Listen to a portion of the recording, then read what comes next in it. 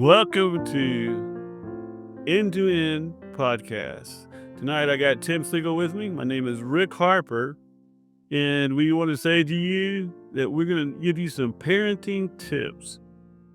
So, good morning, good night, good evening, goodbye. What else we say? Good grief, good luck. Good luck. Oh God, good God, good night, good morning. The word "good" is used a lot in parenting. We're just laughing.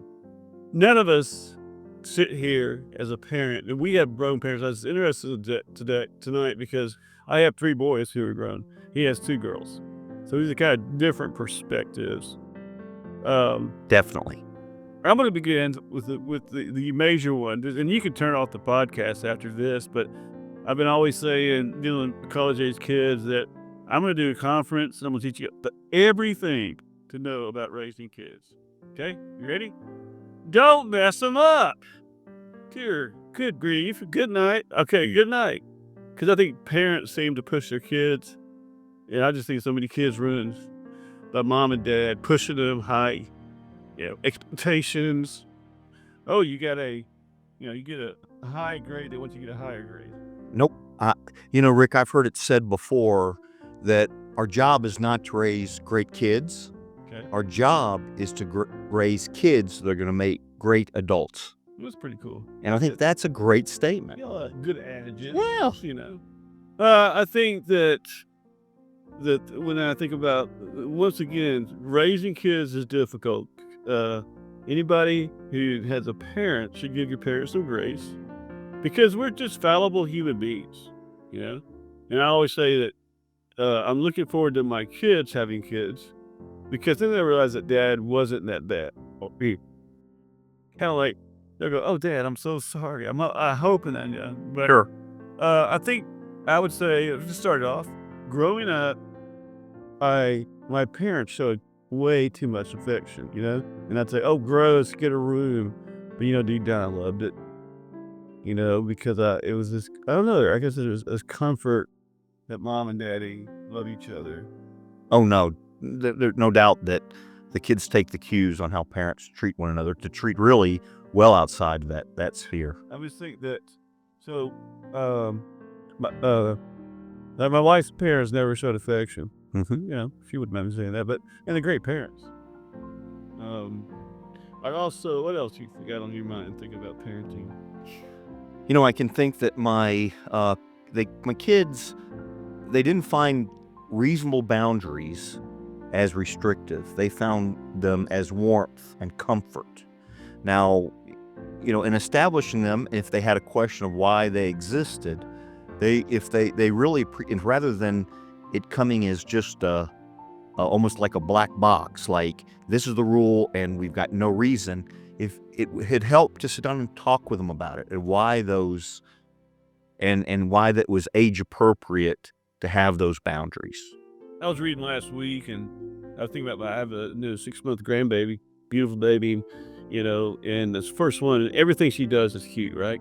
Burps, poops, cries. And I read a psychologist said that, the first 18 months, this is unconditional love. Do it, you do whatever you want, but then all of a sudden, mama gets frustrated or tired, or dad's had a bad day, and say, "Will you shut up?" and that kind of thing. And then from that moment, they're trained to perform to find love.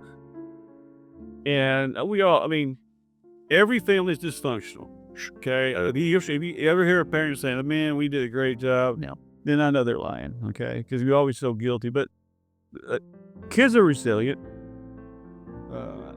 and I agree that Well, actually, I think I would even go a step further. Is that part of parenting is to try to instill in them some resiliency. Right. If you don't allow them to bump up to certain things and make mistakes, they won't learn that, because once they, for example, you raise a kid and you say, "Hey, I don't ever want you to make mistakes. You need to remain perfect." Once they get outside the household, they won't know how to deal with that. Well, it's interesting, as I was spent my first career before I did a different direction with college age, and let me tell you, they're called in the States. They're called helicopter parents. I don't know if you have, but I'm talking about kids who were 20 years old, mom would call to wake them up. And if they got a grade or they didn't play on the team enough, mom and dad would go in there and, yell at the coach.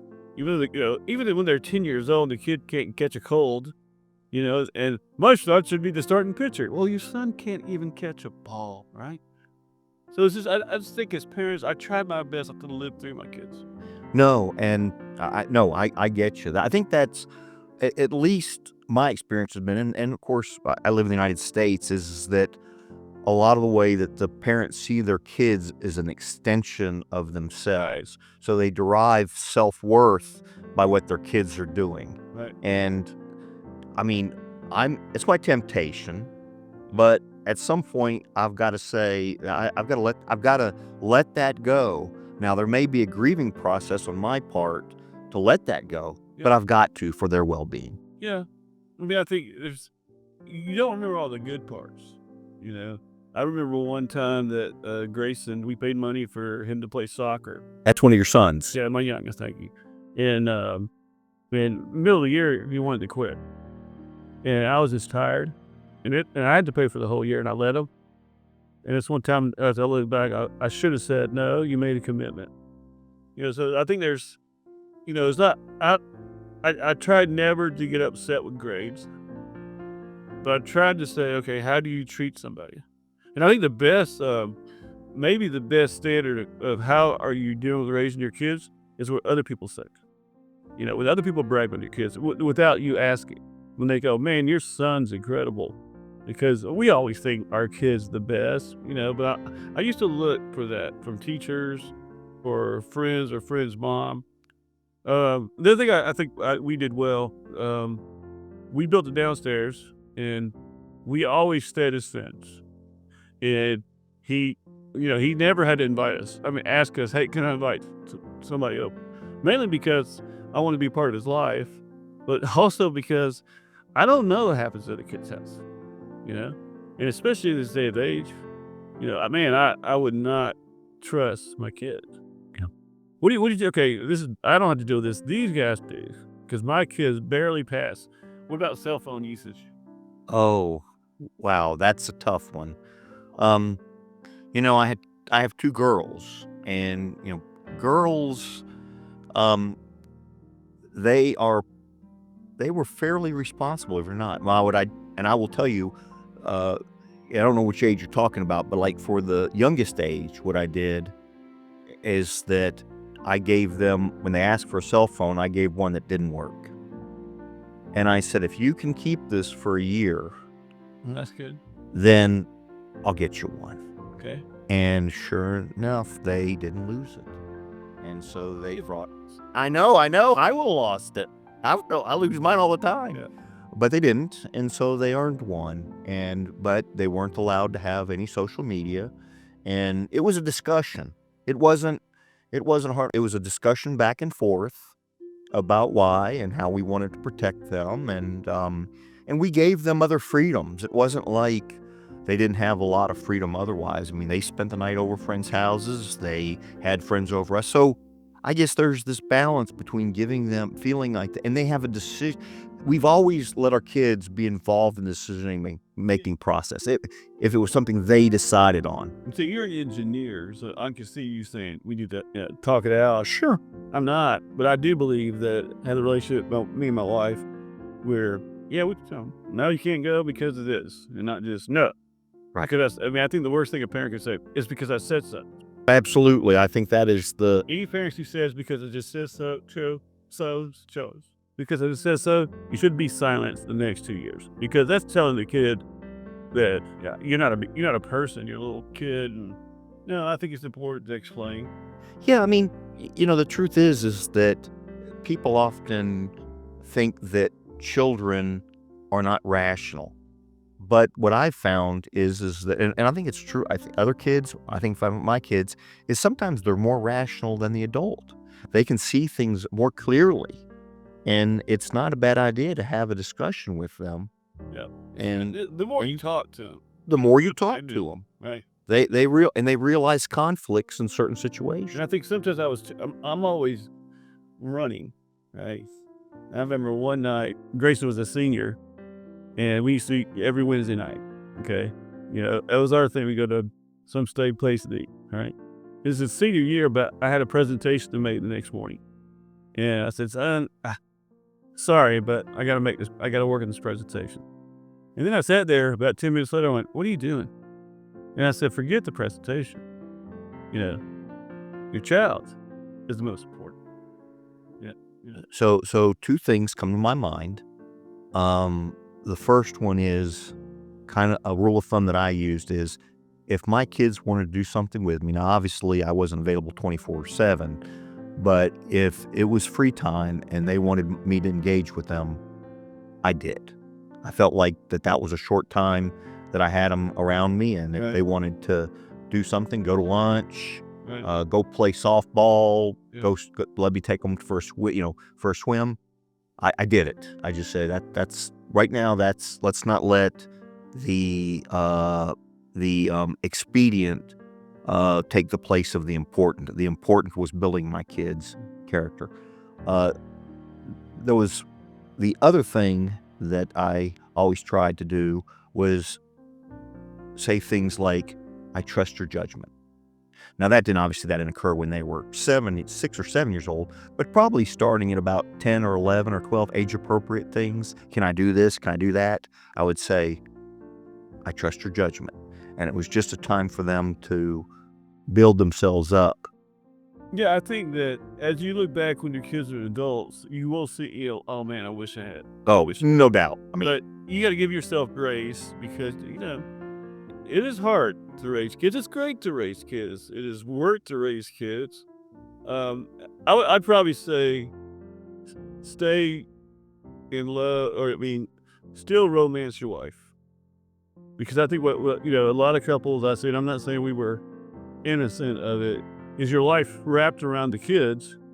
And then once the kids are gone, you look across the table and your wife's a stranger, you know?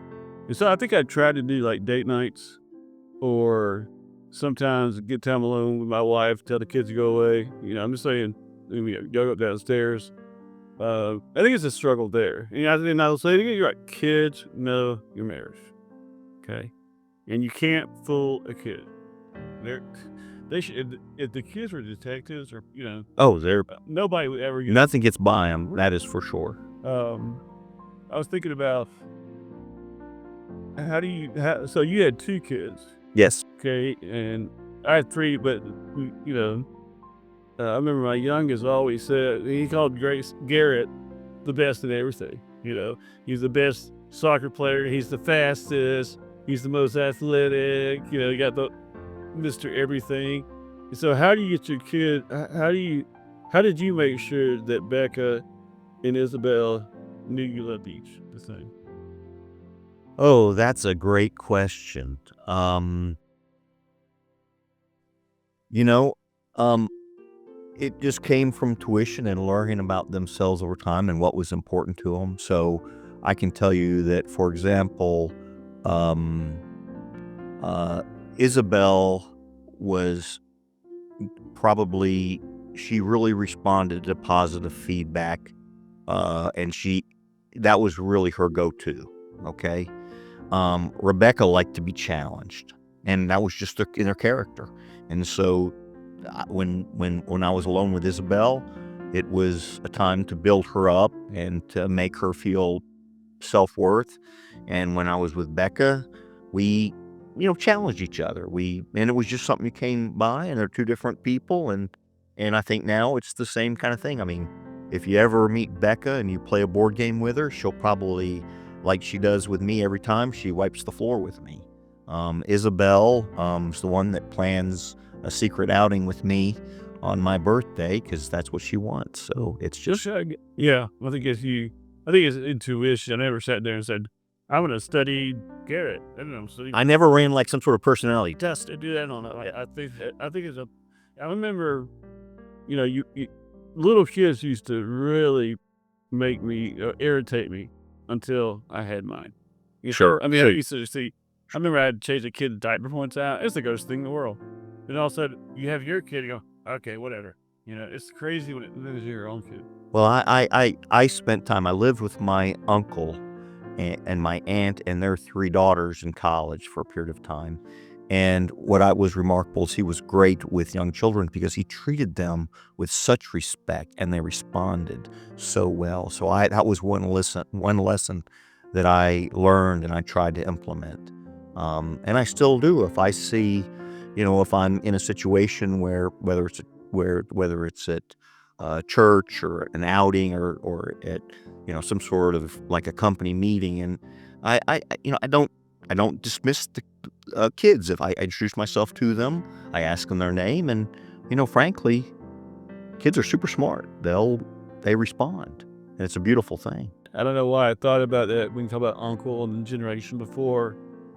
I was thinking, and I've been thinking, if your dad was right here, and you could be honest, we'll go negative and positive. Okay, Uh-oh. we'll go start negative. All right. To your parents, I would say, Dad, I wish you didn't work so hard. I remember we would go on vacation out west, and you would stay to work because you had office staff, and then you fly out. I would say, Dad, don't push me in your occupation because all my family was doctors and nurses, and I remember I made a B in biology. It was like, how can you make a B in biology? Your dad's a doctor. I'll teach you. I didn't want him to teach me. Mom, I wish my mother was not maternal. So my wife is maternal. My mom was kind of a woman, she's not maternal. And my sisters raised me. And I was really close to my dad. So when my dad died, it was easy. I get asked to do this eulogy. Oh, it was easy. When my mom did, it was intriguing to me, the difference that I never knew. But there were, so I wish my mom was more maternal. I wish, I had her dad lived with us and her mom. My mom's not dad, and my mom's dad was very verbally abusive. And I remember vividly, he would say something. I remember one time he really laid into me for no reason, and my mom's right there. I remember I was probably 9. Mm-hmm. I don't remember that. But I'm saying, looking to her, but she was scared of him. So I wish she had stood up for me more.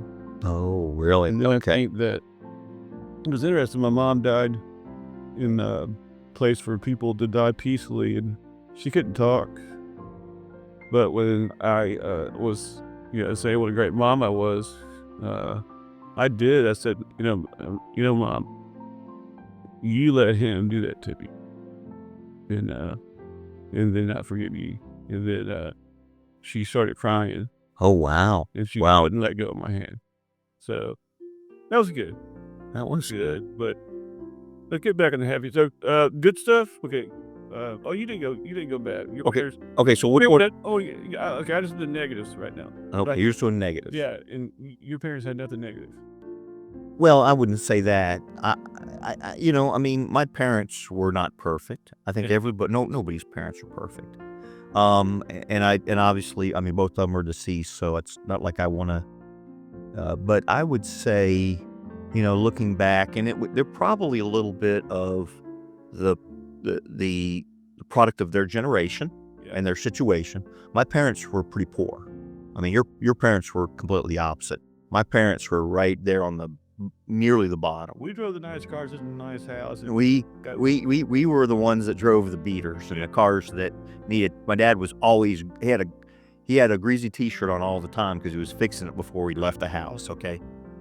But what I would say is that they really didn't get me and my brother to dream at all. I mean, they were pretty much like, when we turned 16, go get your job. It was if I would have ever said I want to be a baseball player, they would say, oh yeah, you're never going to be a baseball player. Or if I wanted to be, it was really, and like you said, I mean, but that was also a product of that generation, right? They fought it out. There was no, even when we went to college, which was really amazing. We really only applied to one school, and Yeah. the school we went to allowed us to work to pay our way through. And I don't regret that, but I do look back and say, my dad never once, I don't remember one time my dad ever said that, what do you want to do in life? Yeah. What is your dream?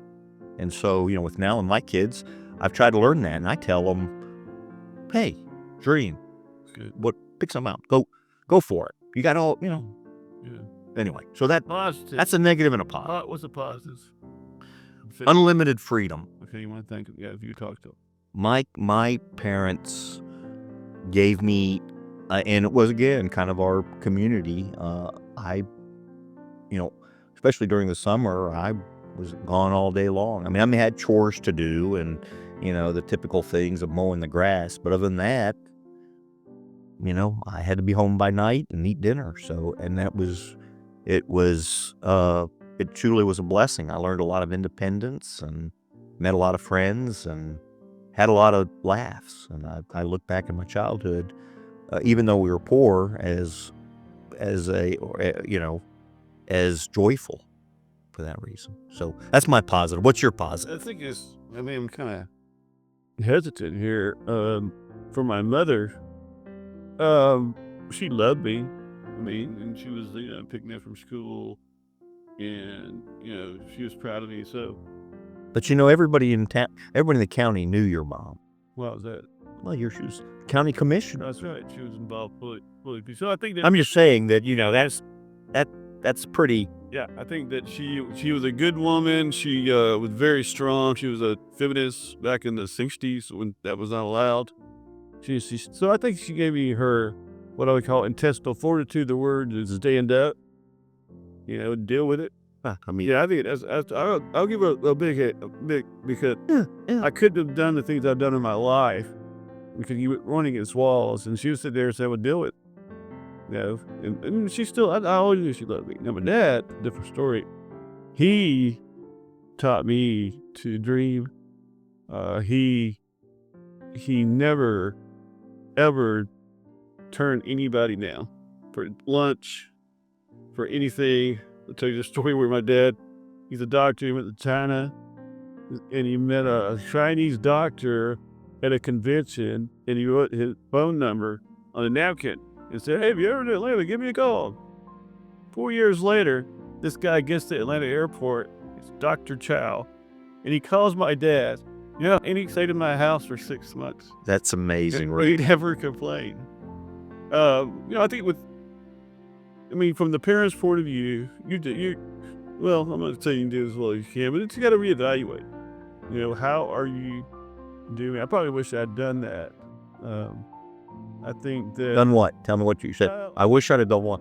I just don't have a memory of it, but did me and my wife say, yeah, we did. We would talk a lot about it. I think we did a good job. I think we. Oh, you talked about how effective you were in terms of parenting? Yeah, I think that I never, asked her how am I doing with Donovan or Grace, but I guess we did communicate. I just don't know it because we were, but I think that, Well, I will tell you that you had boys, I had girls, and there are two distinct phases of girls that were difficult. And I'll just briefly say them, and then we'll go back to you.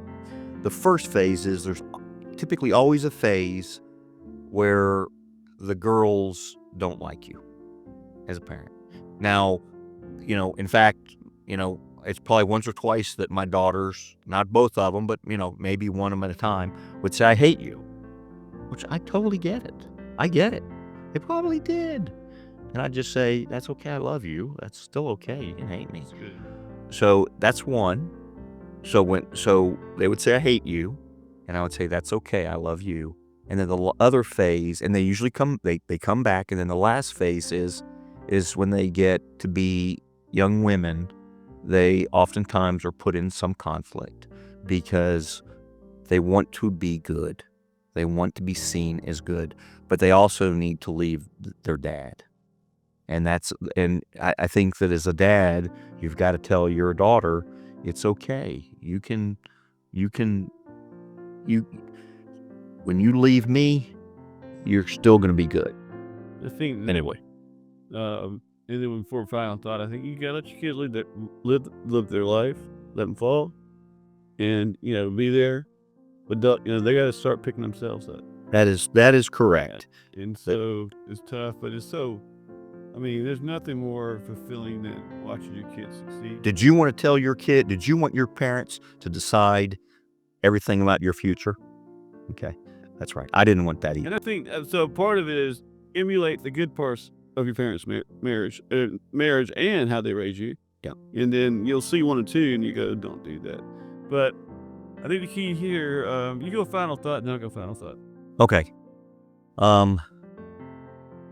My final thought is that if you get, especially when your kids, probably teenager and older, especially when they're young adults,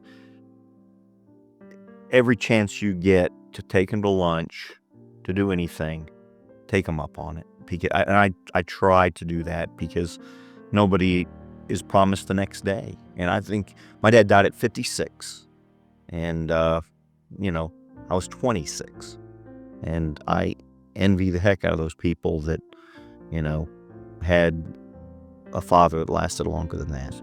Anyway.